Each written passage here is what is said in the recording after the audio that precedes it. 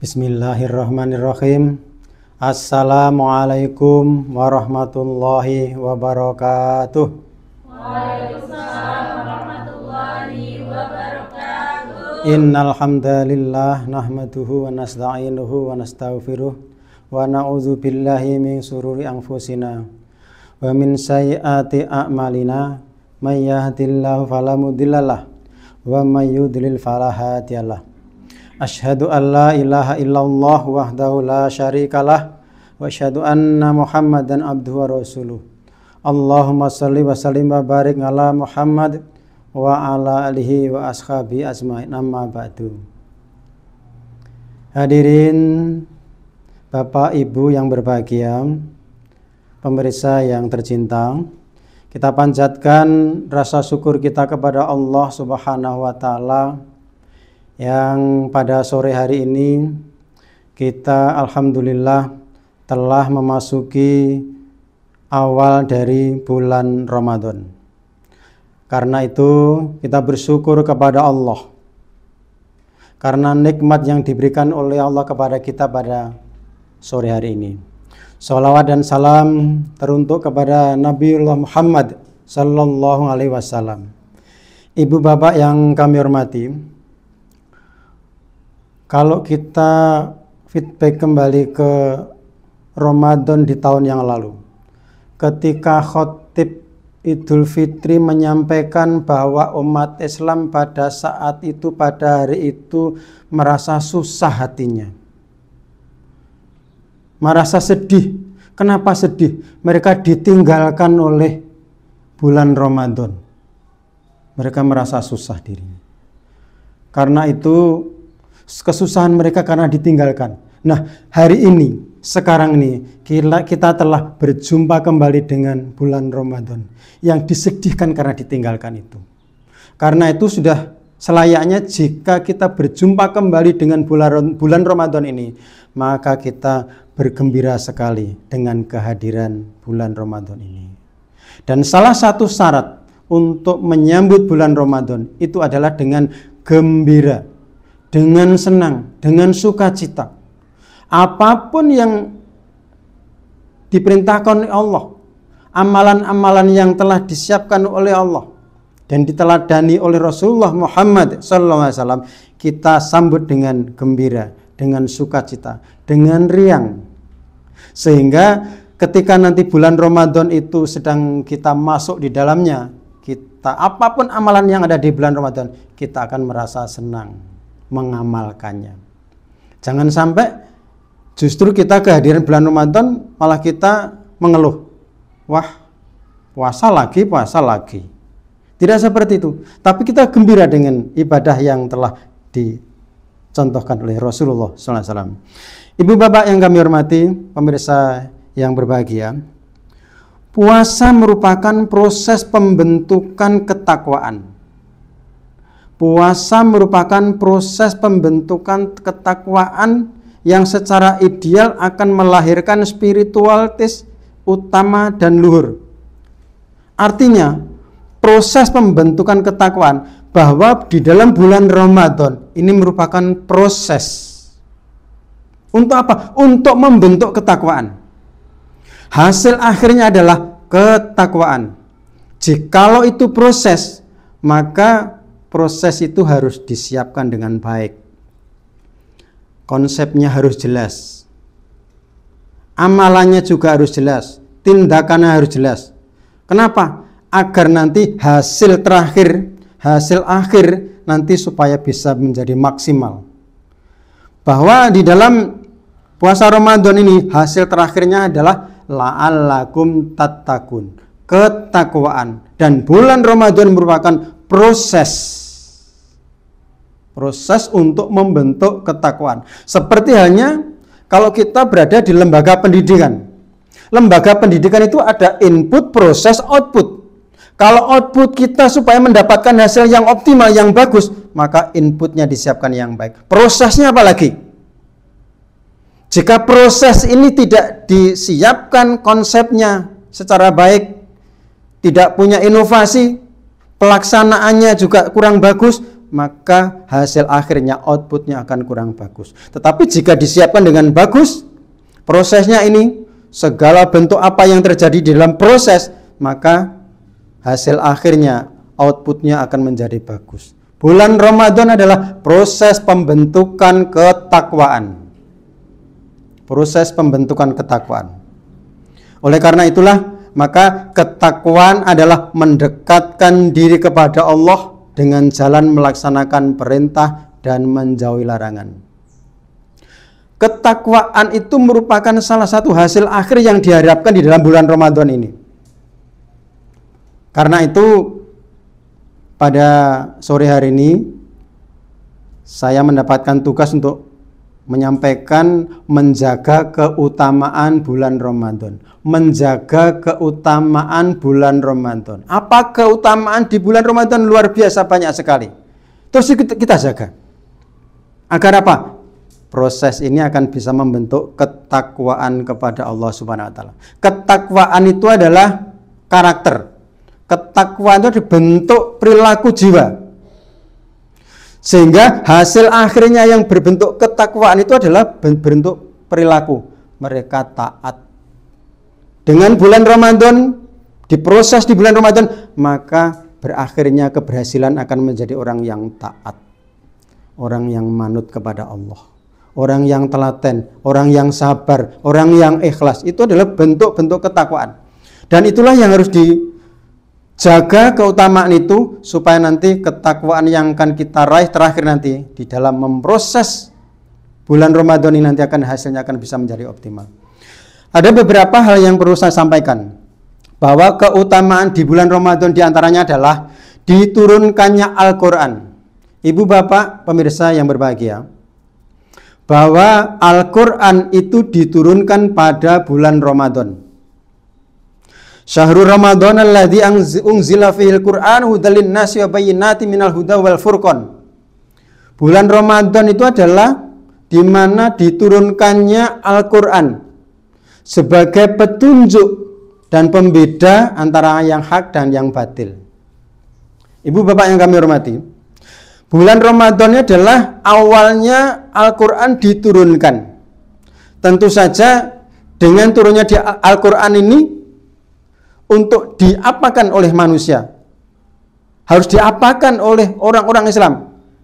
Orang-orang Muslim, orang-orang yang beriman adalah orang-orang yang setia selalu berinteraksi dengan Al-Quran. Tentunya seperti itu sikap yang harus kita jaga. Harus kita jaga, yang harus waspada, hati-hati mensikapi bagaimana interaksi kita kepada Al-Quran. Salah satunya adalah berinteraksi kepada Al-Quran adalah pertama, membaca. Dijaga selama bulan Ramadan membaca. Syukur punya target. Target selama 1 bulan saya khatam 1 kali. Selama Ramadan saya khatam 2 kali.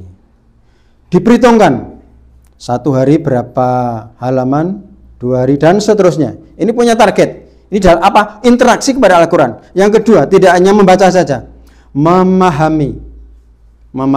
Karena ibadah tanpa ilmu, tanpa memahami Al-Quran akan merugi mereka. Seperti orang yang ingin melakukan sesuatu tapi ternyata sama sekali tidak punya ilmunya, akan merugi mereka. Coba kita bayangkan kalau ada orang yang sholat karena semangat ibadah itu tidak cukup tanpa ilmu. Hanya semangat saja, semangat di musola, tapi nggak punya ilmu. Kadang-kadang orang kelihatannya tiap hari di masjid, tapi senangannya bentrok dengan orang lain, dengan sesama muslim. Ini di masyarakat kita banyak sekali contoh-contoh seperti itu. Mereka umpamanya sholat subuh 3 rakaat, sergep. Orang tidak hanya 2 rakaat, tapi 3 rakaat, sampai sergep. Itu kenapa? Sergep tidak cukup, ilmu sangat dibutuhkan. Karena itu Al-Quran diusahakan untuk dipahami, dimengerti. Dan Al-Quran itu akan bisa mengangkat diri kita. Kemudian Dengan memahami Al-Quran, maka bisa merubah bentuk perilaku kita, termasuk ibadah kita kepada Allah Subhanahu wa Ta'ala. Sehingga membentuk karakter kita, akhlak kepada Allah, akhlak kepada sesama, dan akhlak kepada diri kita sendiri. Itu yang pertama. Kemudian yang kedua, pada bulan Ramadan ini, pahala akan dilipat gandakan. Kita sering mendengar bahwa bulan Ramadan adalah bulan pesta pahala. Luar biasa. Semuanya akan dilimpahkan. Termasuk pahala juga akan dilimpahkan. Di dalam hadis Rasulullah disampaikan, yang dalam potongan hadisnya adalah, taqabbalahu indallahi hasanatun yutaqu biha annaru fatakul syahrul ramadana fa innal hasanati yudha'afu fihi ma la tudha'afu fi ma siwahu wa kadzalika sayyi'atu. Pada bulan Ramadan, kata Rasulullah, berhati-hatilah pada bulan Ramadan, karena pahala kebaikan demikian juga ganjaran kejelekan akan dilipat gandakan oleh Allah. Ini hadis cuplikan. Kalau kita ceritakan dari awal, Rasulullah pernah mendapatkan kehadiran para sahabat di depan para sahabat. Rasulullah menyampaikan, sesungguhnya umatku tidak akan terhina jika mereka mendirikan bulan Ramadan. Sesungguhnya umatku tidak akan terhina selama mereka mendirikan bulan Ramadan. Terus kemudian sahabat bertanya, apa bentuk kehilangan mereka dalam menyia-nyiakan bulan Ramadan? Rasulullah menjawab, pelanggaran terhadap hal-hal yang haram. Jadi kata Rasulullah, umatnya Nabi Muhammad ini tidak akan terhina jikalau mendirikan Ramadan. Artinya Ramadan itu ditegakkan dengan bagus, amalnya dilaksanakan. Tetapi kalau tidak, mereka akan celaka pula. Jika tidak akan terhina. Apa kehinaan mereka? Karena melakukan pelanggaran-pelanggaran di dalam bulan Ramadan yang diharamkan oleh Allah. Allah dan para malaikat melaknatnya sampai Ramadan berikutnya, berarti tahun yang akan datang, akan dilaknat oleh Allah dan para malaikat. Maka dari itu Allah pernah menyampaikan, jika ia meninggal nanti, jika mereka meninggal nanti, tidak akan memiliki kebaikan sama sekali sampai Ramadan yang akan datang untuk bisa memperbaiki dan menghindari dari neraka. Karena itu Rasulullah pernah menyampaikan, berhati-hatilah terhadap bulan Ramadan karena pahalanya kebaikan, demikian juga ganjaran kejelekan akan dilipat gandakan. Kalau pahala mungkin agak bisa ditolerir, tetapi kalau sudah menginjak kepada hal-hal yang haram, nanti akan berlipat ganda siksanya itu.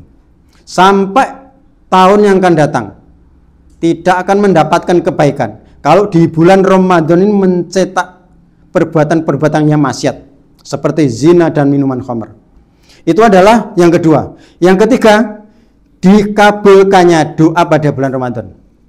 Di bulan Ramadan ini doa-doa sangat dikabulkan oleh Allah, sangat mujarab. Karena itu umat Islam berusaha untuk berdoa sekuat tenaga untuk memohon dan meminta kepada Allah, karena kita beribadah tanpa pertolongan Allah tidak akan bisa. Karena itu agar kita bisa beramal, mengamalkan ajaran Allah ini, terus orang-orang Islam berusaha untuk berdoa. Misalnya doa witir, Subhanal Malikil Kudus, kemudian 3 kali, kemudian dilanjutkan Robbil Malaikati Waruh, kemudian dilanjutkan Allahumma inni a'udzu biridhoka min sakhatika wa bi mu'afatika min uqubatika wa a'udzubika minka la asni sana'an 'alaika abda alaika anta kama asnata 'alaika binafsik. Itu doa witir. Doa-doa semacam itu dilaksanakan, diamalkan di dalam doa witir. Kadang-kadang di masyarakat juga doa itu justru tidak dibaca, dan doa ini sebetulnya doa yang dilantunkan pada saat Lailatul Qadar ini, Perlu saya sampaikan, doa yang saya baca ini tadi adalah merupakan doa yang dibacakan di Lailatul Qadar. Nah, dan doa-doa yang lain yang harus dibaca. Kemudian yang keempat, pintu surga dibuka dan ditutup. Selama bulan Ramadan, pintu surga dibuka lebar-lebar, tidak dan ditutup. Neraka ditutup. Dalam hadis An-Nawawi, beliau menjelaskan bahwa pintu surga dibuka ini adalah bahwa Allah memberikan peluang-peluang untuk mengamalkan ajaran Islam ini sebanyak-banyaknya, sehingga akan membawa mereka bisa memasuki surganya Allah. Dan Allah juga akan berusaha untuk menutup-tutupi, membuat kesulitan terhadap orang yang melaksanakan kedoliman. Karena orang itu kalau sudah puasa itu motivasi untuk melaksanakan perbuatan kebaikan itu banyak. Coba kita bayangkan, kalau kita sedang puasa, ada orang yang ngajak ngomong bicara keras, bicara tidak baik, pasti ada yang mengingatkan, poso lo ini waktunya puasa, jangan bicara soal itu, mengingatkan. Ini maksudnya apa? Ini adalah merupakan tanda-tanda kebesaran Allah yang itu dengan adanya amalan puasa itu akan dibukakan pintu-pintu surga oleh Allah, kemudahan-kemudahan. Tetapi bukan berarti kalau di bulan Ramadan ini pintu surga dibuka lantas orang tidak bisa berbuat baik. Setan akan bisa menggoda jika nafsu manusia itu tidak bisa mengendalikan diri. Karena berangkatnya kedoliman adalah berangkat dari nafsunya sendiri. Kemudian yang paling akhir yang bisa saya sampaikan adalah bahwa di bulan Ramadan adalah ampunan dan penuh berkah. Bulan ampunan dan penuh berkah. Bulan ampunan ini sebetulnya, sudah sekalian, bahwa kalau di bulan-bulan yang lain selain Ramadan, orang itu kalau berbuat dosa, banyak perbuatan dosa, mereka akan berusaha untuk taubat, minta ampun kepada Allah. Tetapi di bulan Ramadan tidak seperti itu, akan lebih mudah. Dengan puasa yang bagus, akan dihapuskan oleh Allah dengan sendirinya. Akan dihapus oleh Allah. Man shoma Ramadana imanan wa ihtisaban, ghufira lahu man taqaddama min dzambi. Barang siapa yang di bulan Ramadan ini puasa, melaksanakan puasa di bulan Ramadan dengan ikhlas, dengan niat yang bagus, maka akan terhapuslah dosanya. Kalau di bulan-bulan yang lain itu mereka harus bertaubat, minta maaf kepada Allah. Di bulan Ramadan tidak. Dengan puasa yang baik, dengan ikhlas, maka otomatis akan dihapus oleh Allah dosa-dosanya. Itulah keutamaan-keutamaan di bulan Ramadan yang harus dirawat, yang harus dijaga, agar hasil akhir nanti akan bisa dicapai oleh orang Islam itu, yaitu berupa ketakwaan kepada Allah Subhanahu wa taala. Saya kira demikian, atas segala perhatiannya saya sampaikan terima kasih. Mohon maaf yang sebesar-besarnya. Subhanakallahumma bihamdika asyhadu alla ilaha illa anta. Wassalamualaikum warahmatullahi wabarakatuh.